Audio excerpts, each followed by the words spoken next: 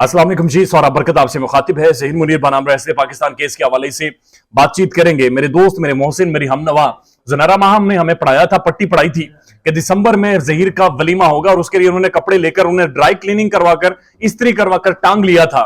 दिसंबर आया, दिसंबर गुजर गया, पतझड़ हुई, सब कुछ हो गया, लेकिन नहीं हुआ तो वलीमा नहीं हुआ। 2022 आया गया, तबाही फिर गई, सब कुछ हो गया, लेकिन वलीमा नहीं हुआ।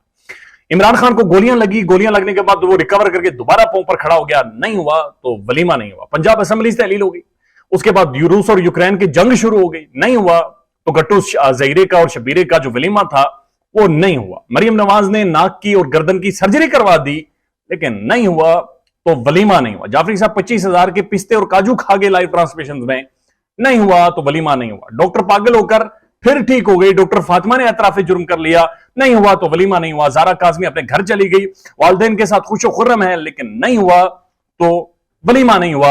यानी वो जो वलीमा इन्होंने करवाना था वो वलीमा नहीं हुआ। वलीमा खटाई में पड़ गया है, या वलीमा जामे शीरीन के साथ नाली में बह गया है। ना जामे शीरीन रहा, ना वलीमा रहा, ना वो शशके रहे, ना वो कपड़े रहे। और अब वो ड्राई क्लीनिंग भी करवाएंगे तो जो जो कपड़े और वास्कटे और वेस्ट कोट इन्होंने खरीद रखे थे, और तरह तरह की शूज और हील्स और मुख्तलिफ चीजें और बालों के लिए और मेकअप किट्स इन्होंने खरीद रखे थे, वो अब दोबारा से भी अगर पैदा हो जाए तो सब कुछ वापस करना पड़ेगा, चूंकि नहीं होगा तो वलीमा नहीं होगा।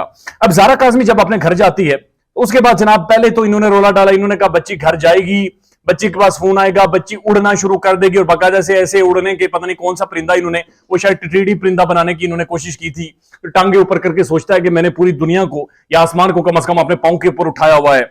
इन्होंने कहा जी कि उसके पास फोन आएगा और फोन उठाकर वो कहेगी कि जनाब मैं वापस ज़हीर के पास जा रही हूं, और ज़हीर को मैसेज करेगी और कॉल करेगी। बच्ची ने जो फोन आया है उसके बाद मेरी इतलात के मुताबिक, या कम से कम शायद सकलैन साहब ने बाकायदा से रिपोर्ट किया है, जो 2 वॉइस नोट्स भेजे हैं वो दोनों वॉइस नोट शाहिद हुसैन साहब को भेजे। ये कोर्ट रिपोर्टर बंदा है, ये Shahid Hussain one of the most brilliant reporter इस केस के अंदर रहा है। एक चीज बड़ी इंपॉर्टेंट है, जो दूसरा पैगाम शायद सकलैन साहब के मुताबिक जो शाहिद हुसैन साहब को भेजा गया है वो बड़ा इंपॉर्टेंट है। उसमें बच्ची ये कह रही है कि शाहिद अंकल आप कैसे हैं, आप खैरियत से हैं, आप ठीक है, आपने बहुत हक और सच का साथ दिया है, आप हमेशा ऐसे ही हक और सच का साथ देते रहे। अब शाहिद हुसैन बात क्या कर रहा था, शाहिद हुसैन कहना क्या चाह रहा था, आपको क्या लगता है? जब बच्ची ने स्टेटमेंट की थी कि क्या लगता है शाहिद साहब को, तो उसके बाद इन्होंने कहा था कि जी बच्ची इस तरह से क्यों बात कर रही है, उस तरह से क्यों नहीं बात कर रही है। यानी इनके नजदीक ये होता कि बच्ची अंदर से बाहर आती, शाहिद हुसैन जनाब गद्दियां लेकर खड़ा होता, नीचे 3 गद्दियां रखता, बच्ची के बाल खोले जाते, बच्ची को बड़ा दिखाया जाता, जिस तरह से इसकी मां ने कहा था कि ज़ुनैरा की एज का दिखाया जाता, और उसके बाद पूछा जाता। ऑब्वियसली जब वो इतने अरसे बाद बाहर आ रही है, शी इज ओवरवेल्म्ड, वो खुश है, बहुत ज्यादा एक्साइटेड है, इतनी ज्यादा हाइप, इतना ज्यादा रोला, इतने सारे लोगों को देखकर वो ओवर एक्साइटमेंट में उसने कहा जी आपको क्या लगता है कि मैं किसके साथ खड़ी हूं। वो एक मैसेज था, लेकिन आपको क्या लगता है कि ज़ारा काज़मी ने जो पहला मैसेज शाहिद हुसैन का करके शुक्रिया अदा किया, इसका मतलब क्या है? क्या लगता है इसका क्या मतलब है? इसका बड़ा क्लियर मतलब है कि वो उन तमाम लोगों को हक और सच के खिलाफ कह रही है जो कि माली टब्बर के साथ खड़े रहे। वो नूरा डॉक्ट्राइन को रिजेक्ट कर गई है, वो ज़हीर को रिजेक्ट कर गई है, वो उस निकाह को फ्रॉड कह गई है, वो आप सबको फ्रॉड तस्लीम कर गई है, वो मान गई है कि जनाब आप सब फ्रॉड थे। शाहिद हुसैन को यह मैसेज करके कहना कि जनाब आपने बहुत हक और सच का साथ दिया है। हक और सच क्या था? वो उनके वालिदैन के साथ खड़ा था। हक और सच क्या था? कि वो मेहदी अली काज़मी के साथ खड़ा था। हक और सच क्या था?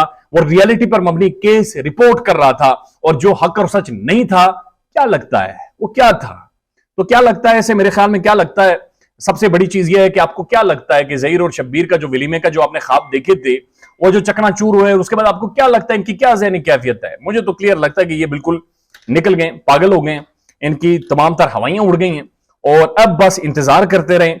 स्टेप बाय स्टेप जो इंफॉर्मेशन और मालूमात और चीजें मंजर आम पर आएंगी वो बड़ी इंटरेस्टिंग होंगी। एक और इंपॉर्टेंट बात कि चाइल्ड प्रोटेक्शन वालों ने, अमले ने आज मेहदी काज़मी के घर को विजिट करना है, और they will also come up with a statement कि जहां पर ये क्लियरली कहा जाएगा कि मेहदी काज़मी की बेटी अपने वालिदैन के साथ खुश है, खुश खुर्रम है, और एक नई जिंदगी उस बच्ची ने शुरू कर दी है। ख्याल रखिएगा अपना। अल्लाह हाफिज।